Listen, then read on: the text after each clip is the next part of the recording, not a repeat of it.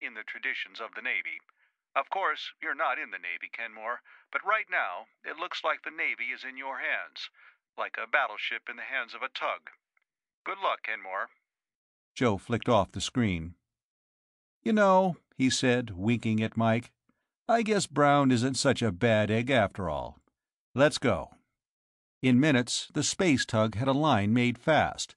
In half an hour, the two spacecraft were bound firmly together, but far enough apart for the rocket blasts to dissipate before they reached the moonship. Mike returned to the tug. A pair of the big Mark 20 rockets burned frenziedly in emptiness. The moonship was slowed by a fraction of its speed.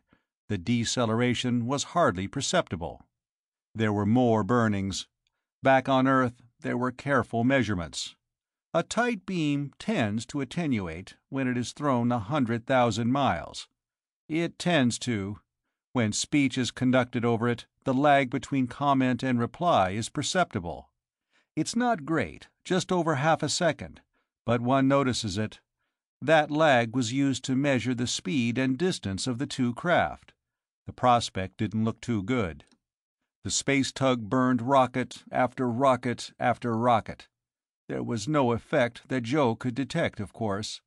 It would have been like noticing the effect of single oar strokes in a rowboat miles from shore. But the instruments on Earth found a difference. They made very, very, very careful computations. And the electronic brains did the calculations which battalions of mathematicians would have needed years to work out.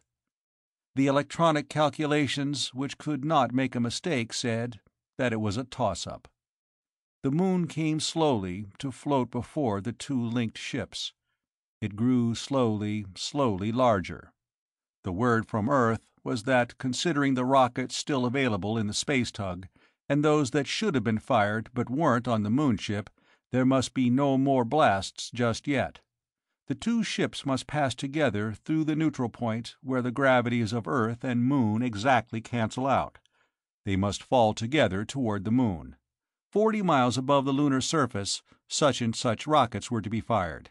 At 20 miles, such and such others. At 5 miles, the moonship itself must fire its remaining fuel store. With luck, it was a toss-up. Safety or a smash. But there was a long time to wait. Joe and his crew relaxed in the space tug. The chief looked out a port and observed, "I can see the Ring Mountains now. Naked eye stuff, too. I wonder if anybody ever saw that before." "Not likely," said Joe. Mike stared out a port. Haney looked also. "How are we going to get back, Joe?" "The moonship has rockets on board," Joe told him. "Only they can't stick them in the firing racks outside. They're stowed away, all shipshape, Navy fashion. After we land, we'll ask, politely, for rockets to get back to the platform with. It'll be a tedious run, mostly coasting, falling free, but we'll make it."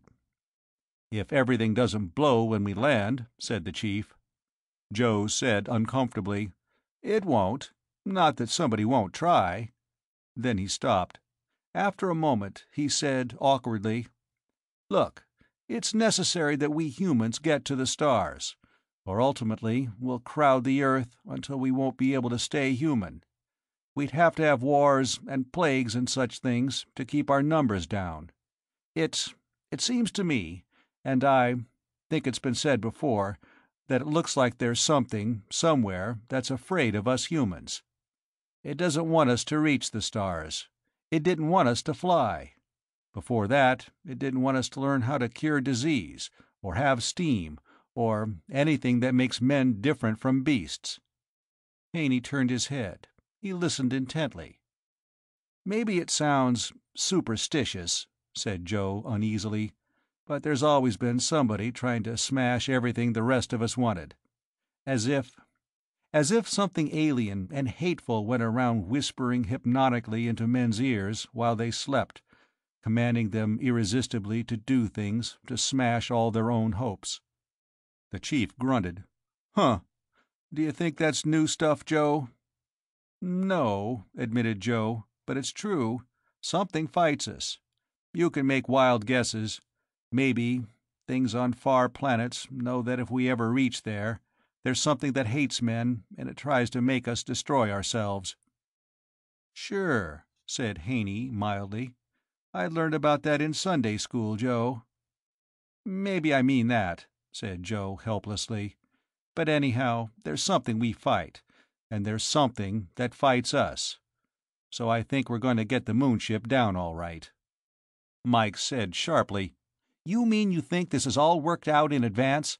That we'd be here, we'd get here?" The chief said impatiently, "It's figured out so we can do it if we got the innards. We got the chance. We can duck it, but if we duck it, it's bad, and somebody else has to have the chance later. I know what Joe's saying. Us men, we got to get to the stars. There's millions of 'em, and we need the planets they've got swimming around 'em."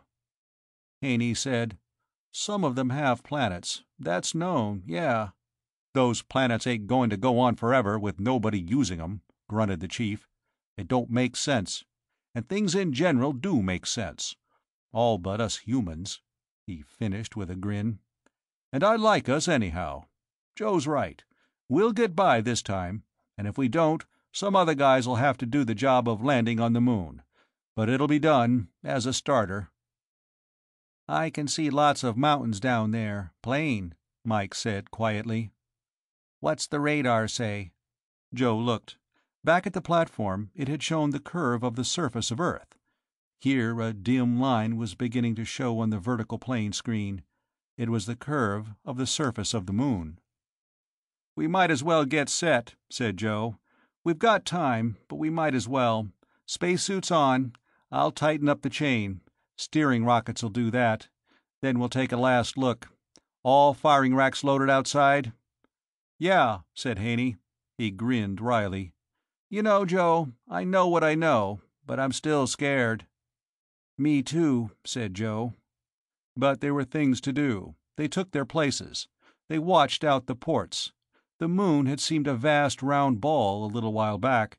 Now it appeared to be flattening. Its edges still curved away beyond a surprisingly nearby horizon.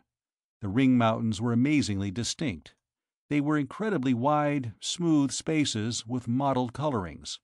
But the mountains— When the ships were 40 miles high, the space tug blasted valorously, and all the panorama of the moon's surface was momentarily hidden by the racing clouds of mist. The rockets burned out. Haney and the chief replaced the burned-out rockets. They were gigantic, heavy-bore tubes, which they couldn't have stirred on Earth. Now they loaded them into the curious locks which conveyed them outside the hull into firing position. The ring mountains were gigantic when they blasted again. They were only 20 miles up then, and some of the peaks rose 4 miles from their inner crater floors. The ships were still descending fast. Joe spoke into his microphone. "Calling moonship. Calling—" He stopped and said matter-of-factly, "I suggest we fire our last blast together. Shall I give the word?" "Right." The surface of the moon came toward them. Craters, cracks, frozen mountains of stone, swelling undulations of ground interrupted without rhyme or reason by the gigantic splashings of missiles from the sky 100,000 million years ago. The colors were unbelievable. There were reds and browns and yellows.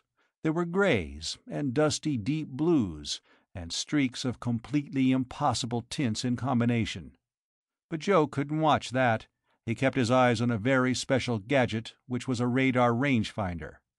He hadn't used it about the platform because there were too many tin cans and such trivia floating about. It wouldn't be dependable.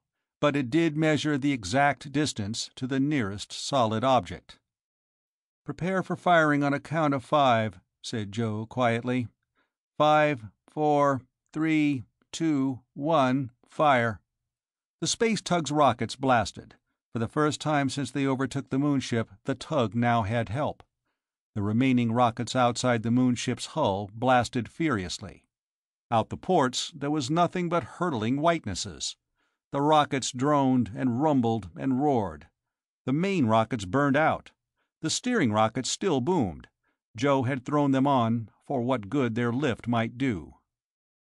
"Joe," said Haney in a surprised tone, "I feel weight. Not much, but some.